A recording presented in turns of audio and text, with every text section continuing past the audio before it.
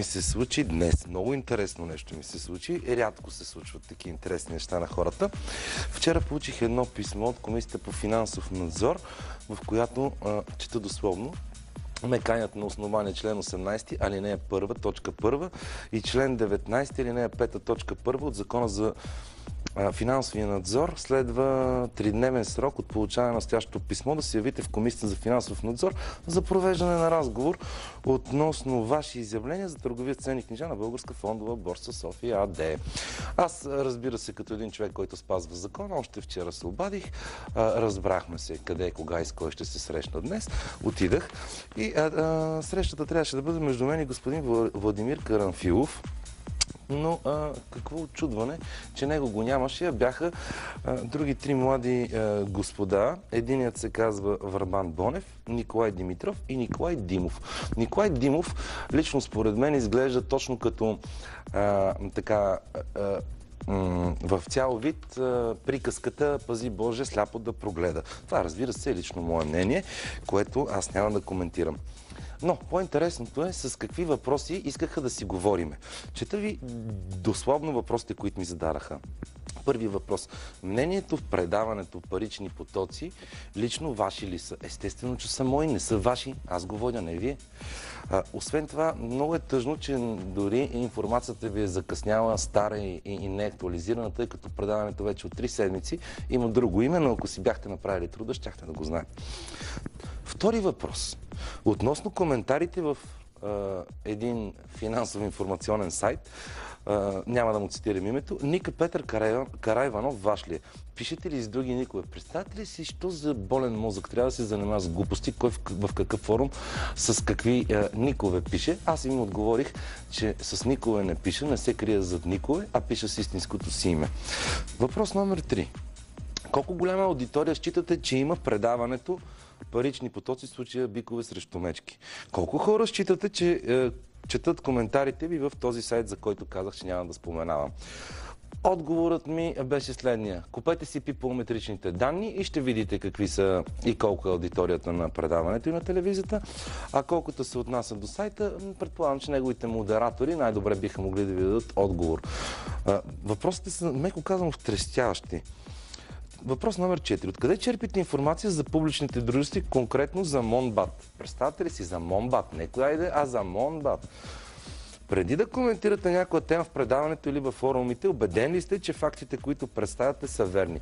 Какво значи да си убеден, че фактите са верни? Фактите или са факти, или не са факти. Значи няма как и да съм убеден, след като са факти.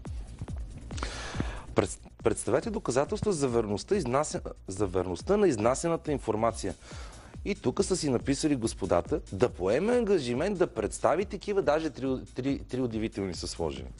Търгувате ли на БФБ? Ме питаха те. Аз им казах не. Не съм търгувал никога и нямам намерение да го правя, докато има такова ръководство на Българска фондова борса и докато хората в Комисията по финансов надзор са тези, които са, след като задават толкова, меко казано, инфантилни въпроси.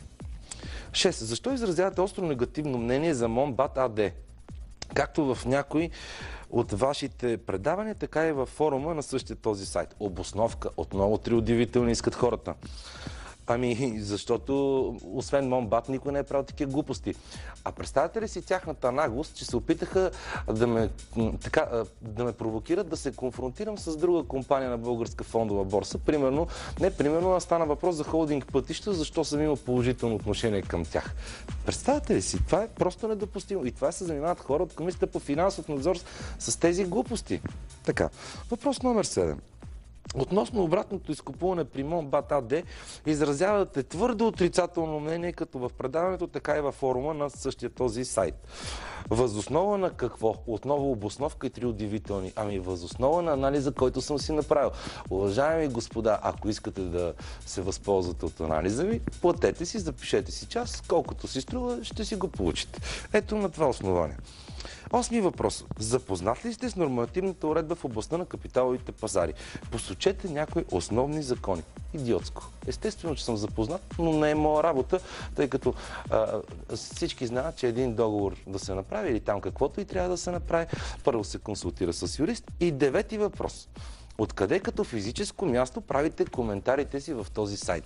Представяте ли си? Значи, Комисията по финансов надзор се занимава с мене, защото аз съм публикувал някакви мои мнения в някакъв си форум на някакъв си сайт и защото съм коментирал обратните изкупувания на Монбат. Както и да е. В края на срещата ни се появи самия господин Карамфилов като някакво божество и ми обяви, че може би след 2-3 дни ще се видим отново, за да ми бъде увърчено административно-наказателно постановление или казано с други думи акт или глоба. Като го попитах на какво основание, той каза, че не можел да коментира. Много тъпо. Той дори още не знае на основание на какво ще ме санкционира, по кой член. Питаме дали аз съм запознат с законите, а в същото време вече е предубеден и уверен, че ще бъда санкциониран.